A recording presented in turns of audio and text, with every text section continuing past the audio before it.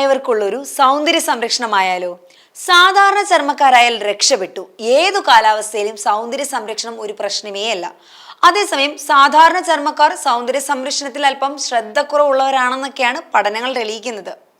കാരണം എണ്ണമയമുള്ള ചർമ്മക്കാരെ പോലെയോ വരണ്ട ചർമ്മമുള്ളവരെ പോലെയോ ഇവർക്ക് സൗന്ദര്യത്തെക്കുറിച്ച് ആകുലതകളൊന്നും തന്നെ ഇല്ല. ചർമ്മം വൃത്തിയായി സൂക്ഷിക്കുക എന്നതാണ് സാധാരണ ചർമ്മക്കാരെ സംബന്ധിച്ച് ചെയ്യേണ്ടത്.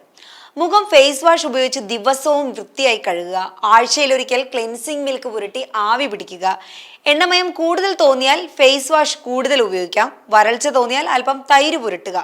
എത്ര എളുപ്പമാണല്ലേ? മൃതകോശങ്ങൾ നീക്കി ചർമ്മത്തെ മൃദുവായും തിളക്കമുള്ളതാക്കാനും ആഴ്ചയിലൊരിക്കൽ പാക്ക് ഇടണം.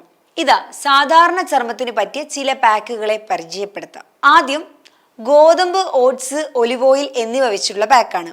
1 ടീസ്പൂൺ ഗോതമ്പ് പൊടി, 1/2 ടീസ്പൂൺ ഓട്സ് പൊടിച്ചത്, 1 ടീസ്പൂൺ ഒലിവ് ഓയിൽ, 1 ടീസ്പൂൺ പാൽപ്പാട എന്നിവ നന്നായി കുഴച്ച് മുഖത്ത് പുരട്ടുക.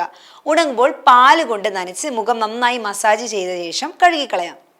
ഇനിയും തക്കാളിയും നാരങ്ങാനീരും കൊണ്ടുള്ളൊരു പാക്കാണ്. തക്കാളി മുറിച്ച് അതിൻ്റെ നീര് പിഴിഞ്ഞെടുത്തതിൽ ഏതാനും തുള്ളി നാരങ്ങാനീരും ചേർത്ത് മുഖത്ത് പുരട്ടി 15 മിനിറ്റിന് ശേഷം കഴുകിക്കളയാം. മുഖം തിളങ്ങും. അടുത്തത് തേനും നാരങ്ങാനീരും വെച്ചുള്ളതാണ്. 1/2 ടീസ്പൂൺ തേനും നാരങ്ങാനീരും യോജിപ്പിച്ച് മുഖത്ത് പുരട്ടി 20 മിനിറ്റ് ശേഷം കഴുകിക്കളയാം. മുഖം നല്ല സോഫ്റ്റ് ആവും. ക്യാരറ്റ് കൊണ്ടും തേൻ കൊണ്ടുള്ള ഒരു പാക്കാണ് അടുത്തത്.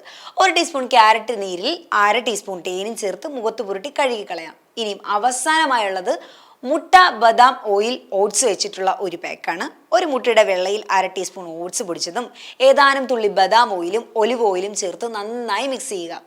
ഉണങ്ങി തുടങ്ങുമ്പോൾ വെള്ളം നനച്ച് കുതിർത്ത ശേഷം കഴുകിക്കളയാം. ആഴ്ചയിൽ ഒരിക്കൽ ഇങ്ങനെ ചെയ്താൽ സ്കിൻ നല്ല ടൈറ്റ് ആകും. 40 കഴിഞ്ഞവർക്ക് പറ്റിയ ഫേസ് പാക്കാണ് ഇത്.